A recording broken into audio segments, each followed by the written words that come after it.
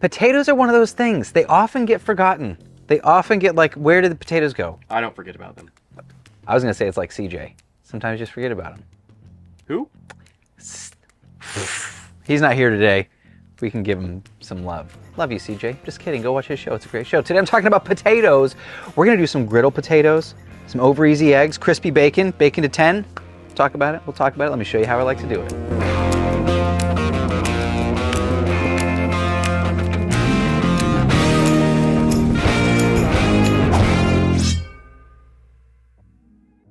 I'm gonna start with something I don't typically do. I'm peeling my potatoes. Now typically, I don't know, for a video, I just want you guys to know what I'm doing. I'm peeling the potatoes, which is actually kind of fun, by the way. It's cathartic for me. Is it you guys? No? Sure. Sure, why not? But once they're peeled, we're gonna go to one of my favorite tools, the mandolin.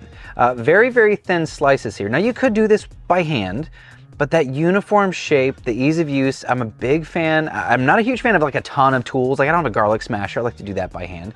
I don't have like a apple corer. I do that by hand. But the mandolin, it's pretty magical. Nate's famous potatoes. Because of the mandolin. Go watch CJ's show for that one, Magic Pickles. Let's do Magic Pickles. I do Magic Pickles.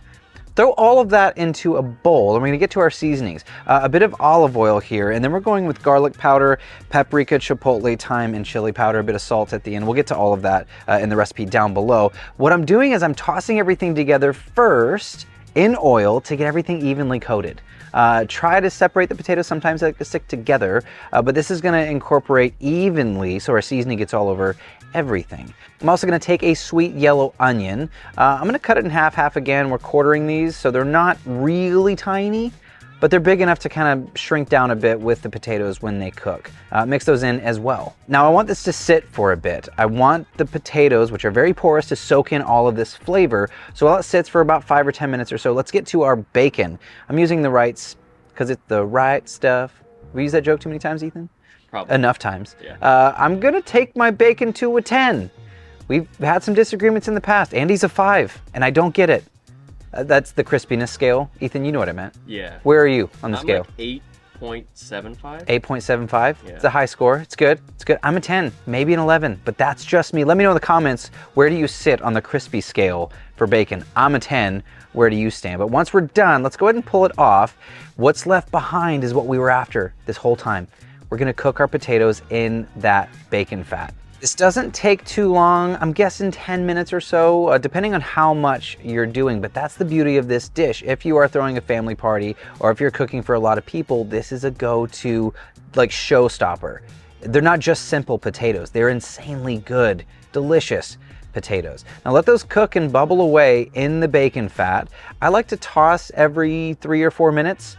Let's toss like 3 times before we get to the next step, which is we do want to steam them just a touch. We don't want them mushy, we don't want mashed potatoes, but adding a bit of chicken stock and doming it gives us a chance for the potatoes to steam, finish cooking, and get that like delicate soft texture, which is what we're looking for. While we're at it, some of that bacon fat just hanging out around the back, bring some of that back over and let's crack a couple of eggs. I'm gonna go over easy, just salt. This isn't difficult, very, very simple.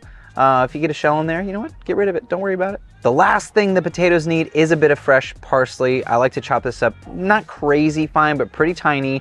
Once we lift the lid, this is the last step. Give it a nice little toss, and then we're done. Once your eggs are done, it's time to plate. I'm gonna go kind of heavy. The potatoes are the star of the show. So I'm putting a decent amount of potatoes here. Some of that crispy bacon set to 10. Might go to 11. Spinal Tap, anyone? Bacon goes to 11. Wrong show.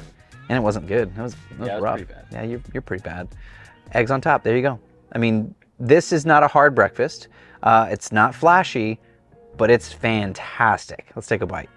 So I don't know if you can see, Andy, if I show you really close. It's still holding its shape, but one little bit of pressure and it's cutting, right? That's where we want to be. We're just before like that mashed potato consistency. I'm telling you, texture on a mandolin, when it gets even like that, it's just really, see how it folds over? It's a really delicate, beautiful potato. Now that seemed like a lot of seasonings, but in the end, it's worth it. We're elevating that potato. Eggs are simple. I'm a big fan of that sexy egg. If you don't like the heat, skip the chipotle. I do. A little touch of heat's nice. And This is how bacon should look, in my opinion, in my world. Ready? Chips. That's where I'm at. That's where bacon should be. I'm a 10. I'm interested to see in the comments. Where you at? A 5 like this weirdo? No way, a 5, really? Yeah. A 5 just like flops over. It's the best. I don't know about all that. Thank you all so much for hanging out. Let me know in the comments down below, what would you like to see in the future? If you have any questions, specific kinds of recipes you want to see, do you guys have any suggestions? You guys never comment on my videos. Did you make videos? Oof. Oof. That's rough. This is Cook, Eat, Repeat, where we like to help you become a better cook one recipe at a time. I'm your host, Chef Nathan Lippy. I'll see you all in the next episode. Oof.